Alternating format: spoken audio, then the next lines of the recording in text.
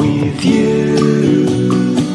I love the way that you love me today. Let's run up through the fields where the sun shines and heals. I wanna stay with you.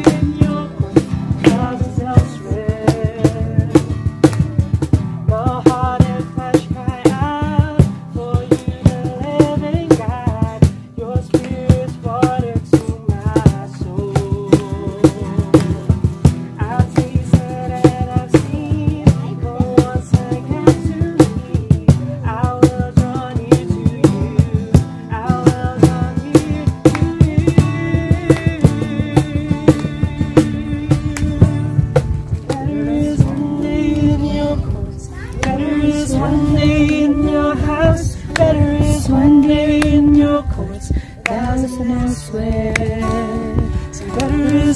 day in your courts, better is one day in your house, better is one day in your courts, thousand elsewhere.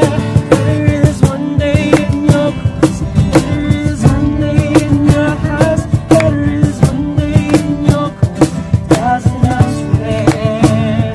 So better is one day in your courts, better is one day in your house, better is one day in your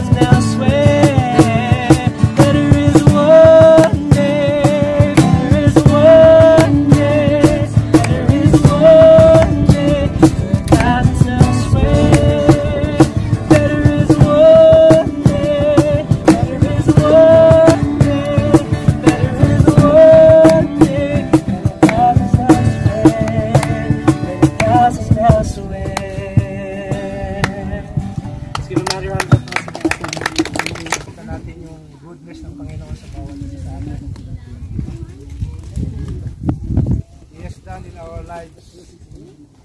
Even He's always protected us, keeping us safe.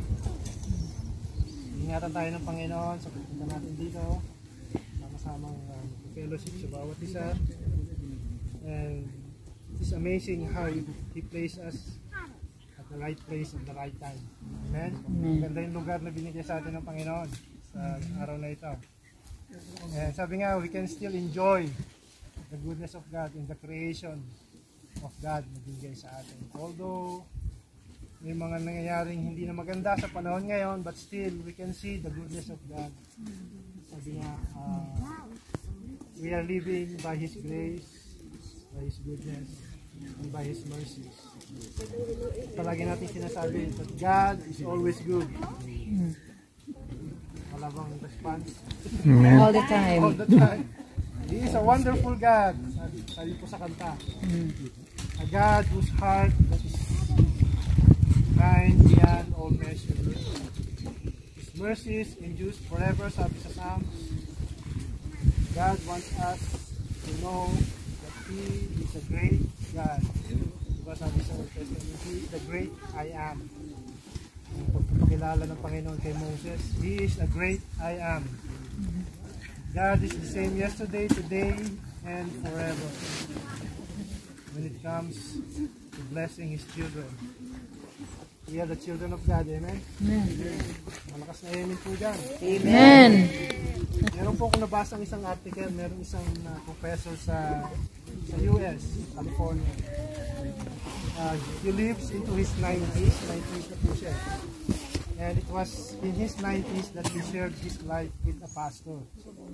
So, sinunod niya itong isang secret daw niya sa buhay. Sabi niya, he says, his secret of long life.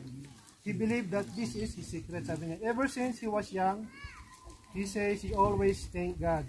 He always thanked the Lord for every part of his body. Lahat ng organ niya, pinapasalamat niya sa Panginoon.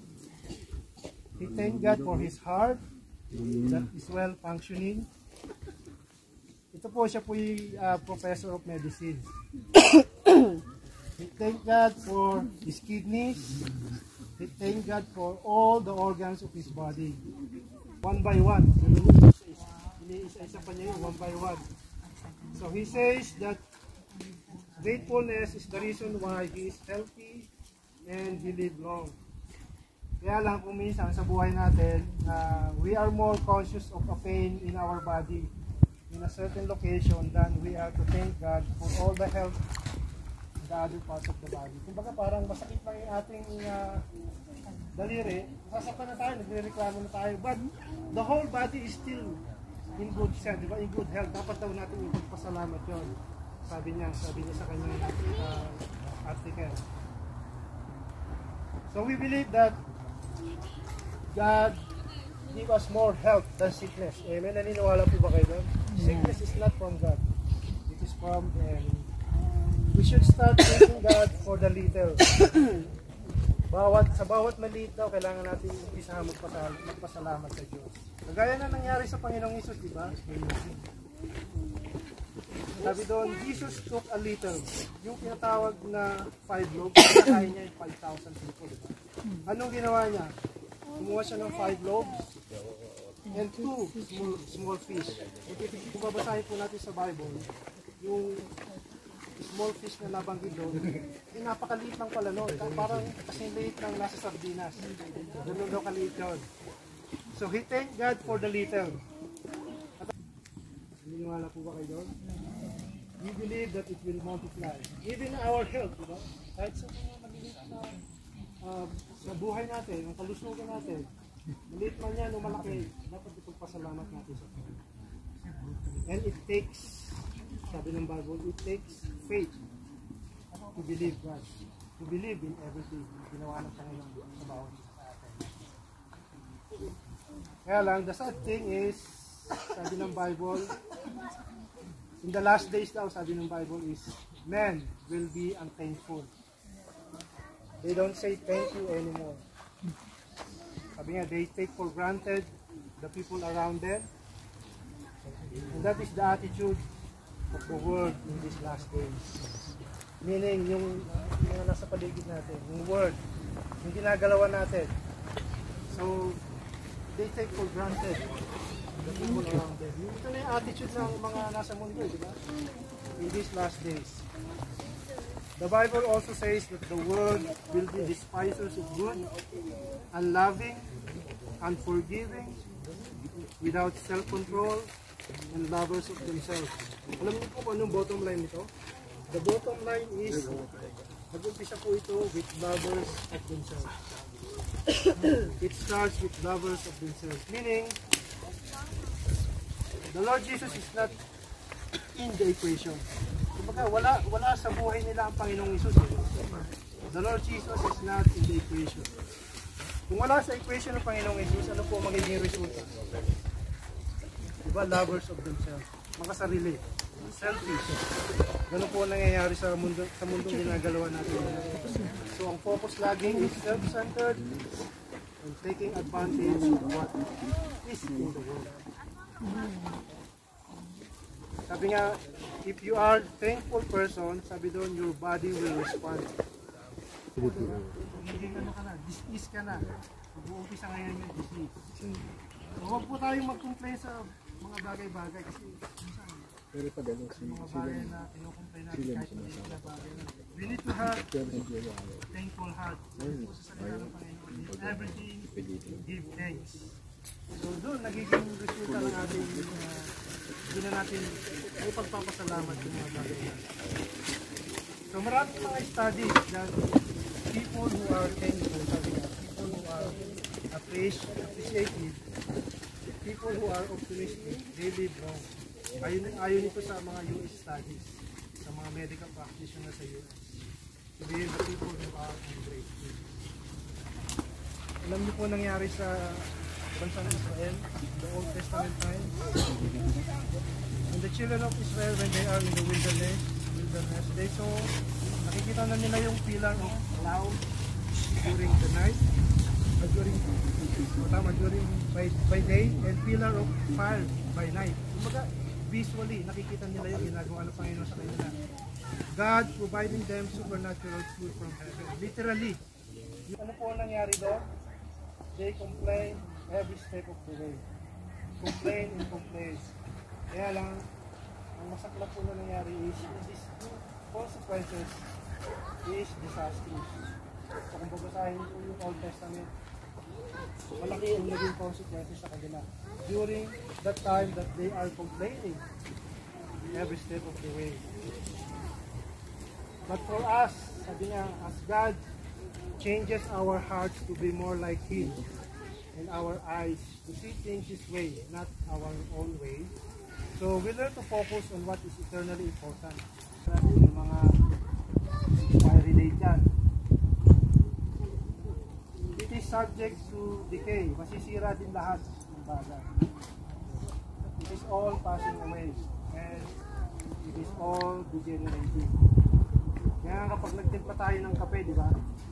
Subukan nyo magtimpla ng kape. Di ba masarap? Depende sa nagtitimpla. Subukan nyo magtimpla ng kape. Hindi mananatiling mainit yan, di ba? Lumalamig siya, lumalamig. Degrading. Yeah? It is not permanent. Ganon din sa ating temporal bodies, di ba? Our bodies right now is temporal, subject to decay. But the real you, yung real you, yung sinasabi ng Bible, is your born again spirit. And that will last forever. Kaya yung remind sa akin ng Panginoon through Apostle Paul, sinabi niya po sa Corinthians, sabi doon, 2 Corinthians 4:18, we don't look at the troubles we can see right now. Rather, fix our eyes on the things that cannot be seen. For the things we see now will be soon bigger, but the things we cannot see will last forever. So by opening our eyes to what God may be doing behind the scenes, we can step out in faith. Sabi niya sa Apostle Paul din nagsabi nito, the righteous shall live by faith. Faith comes by hearing the word of God. So, ang buhay daw natin as a Christian, our Christian life should always living by the word of God. Why? The word of God, sabi doon, sa Genesis, it is the breath of life na binigay sa atin. That's why we can find courage, hope in the word of God. That God loves us, sabi ng Bible. We have found someone who loves us regardless of what we are. Yun ang napakaganda. Regardless of what you are, God found you. It's warm. Nakita natin ng Panginoon kung paano niya niligtas ang bawat isa sa atin. Regardless of what status you are. Mayaman ka man, mahirap ka man, yung salvation ng Panginoon is for you.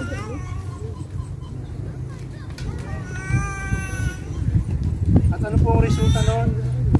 We are made righteous because of the Lord Jesus Christ. Sabi niya, He is our salvation. He is our righteousness. Meron pong sa US din to, sa US. Isa siyang mayaman, a rich man in the US, a wealthy man who was an art collector. Art collector siya, pero mayaman siya. Alam niyo po yung mga kinokollect niya? Yung most expensive art sa buong mundo. Kasi ito yung passion niya.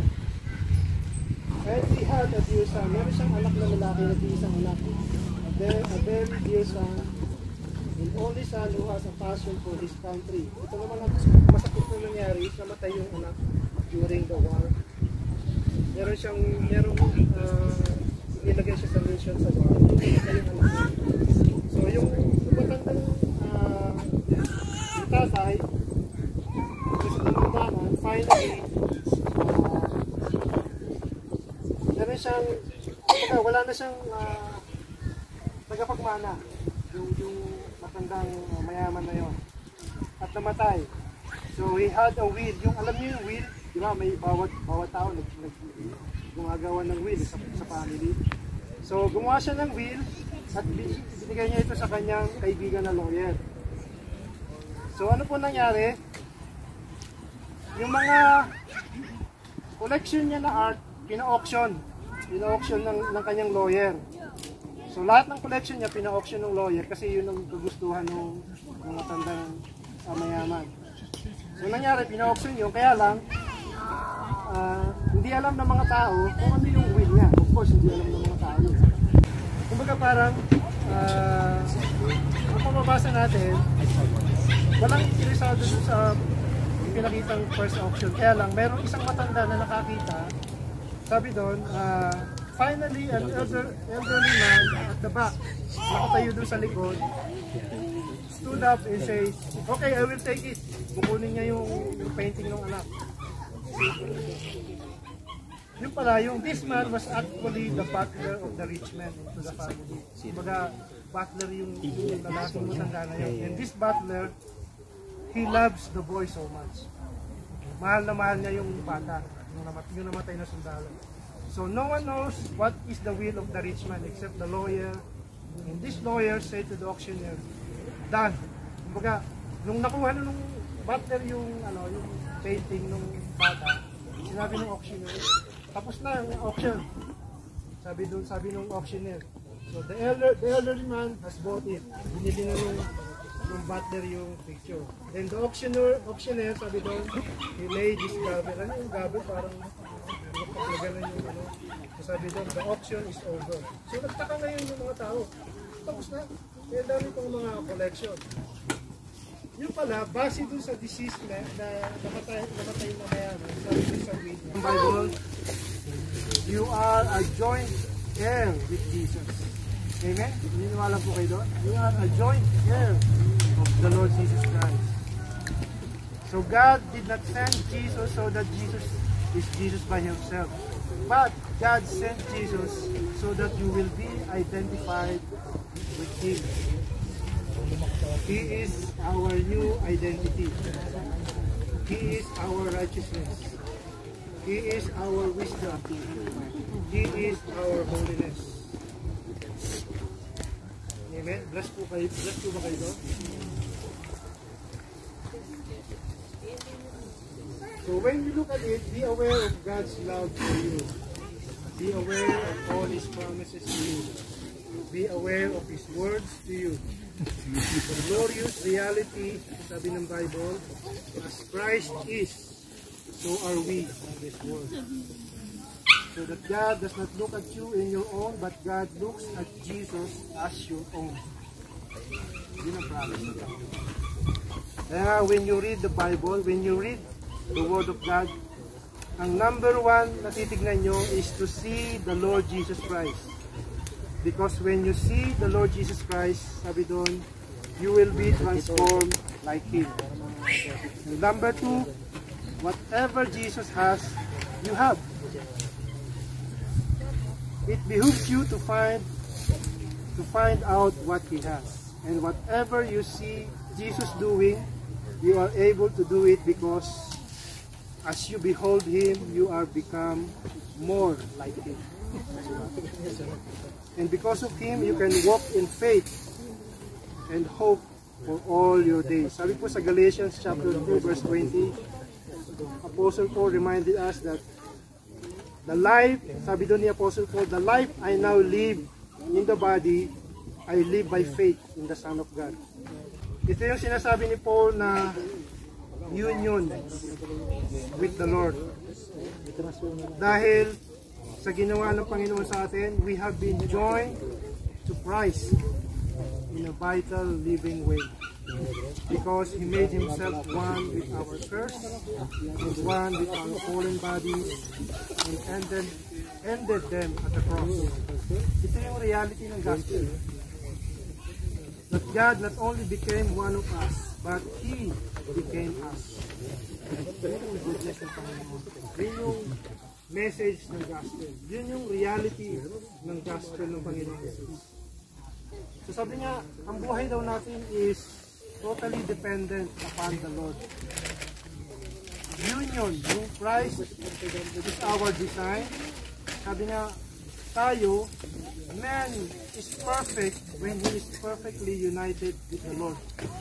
Ibig sabihin, dependent upon the vine. And as a clay, diba, dependent upon the potter. And as a vessel, dependent upon the treasures within it. Diba kung titignan natin yung sa paligid natin, if we look all the living things, diba, dito sa mundo, here on earth, makikita natin, yung dominant principle na namamayani dito is dependent. Tayo, dependent tayo sa mga pagkain from the crops, sa mga animals. Ang animals naman dependent upon the fruits of the tree, or because it is through Him that all things exist. So dapat nating ma-realize that our whole existence is dependent upon our Lord alone. It is only by our God. Sabi niya, every man, every woman, every child all over the world is feeling and breathing at this moment only because of God. Diba? Yung ating paghinga. Kaya nga may mga awit, diba? Yung breath of life, it is from God. Because the Lord Jesus said, sabi doon, without me, you can do nothing. Alam niyo po ba yun? That really means nothing. Ibig sabihin, walang totally nothing kung wala ang Panginoon sa ating buhay. Because it is His breath that fills our lungs in every moment. We know that we cannot live without food, right? In physical body. And by the same token, we cannot live without the Word of God. Jesus' words are spirit. Ang mga salita ng Panginoon, it is spirit. Meaning, ito po yung spirit inspired in our spiritual life. Nabanggit po yan ng Panginoon sa John chapter 6 verse 63. This is actually the greatest service of all. Alam niyo po yung greatest service of all. To come before the Lord. Just like Mary. Be careful with the children. This is what we call first things first. Yung tinatawag na first things first. Narinig niyo po ba yung kanta na yun? First things first.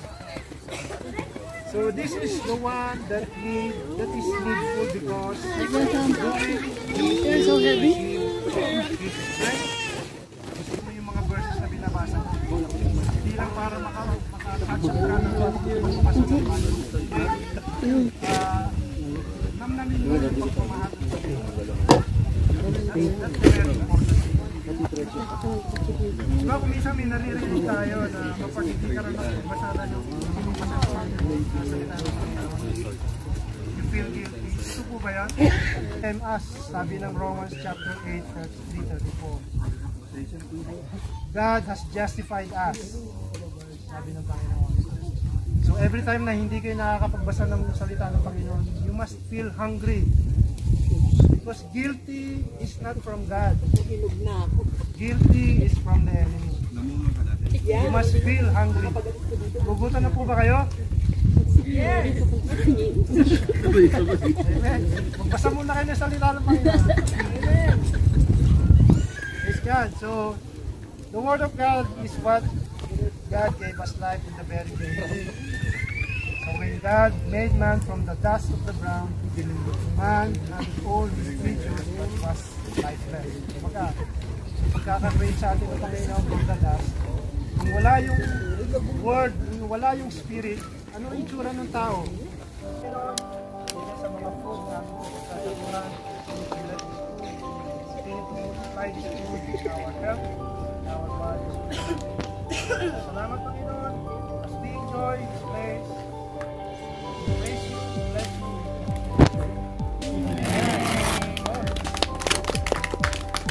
Natin po is next Sunday, balik na po tayo sa Alam mo dito ulit? Dito ulit? Dito naman sa kabila. my birthday, my birthday. Thank you na lang po kung tayo offering. Thank you, God bless you po.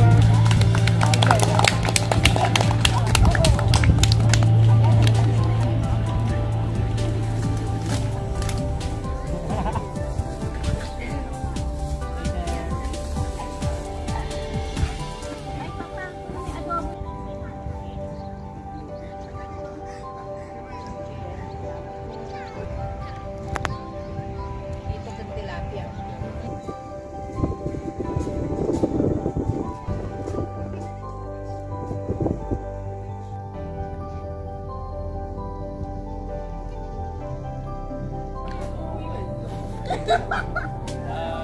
Thank you.